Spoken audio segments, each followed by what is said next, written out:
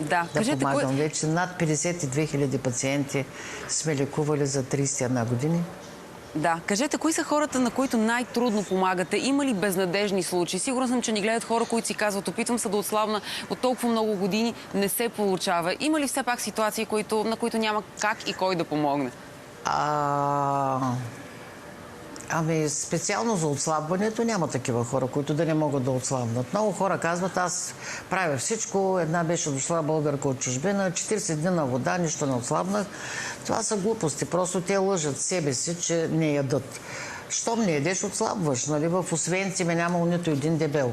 Тоест, независимо какви болести са имали хората, какви обменни нарушения и така нататък, винаги са отслабвали.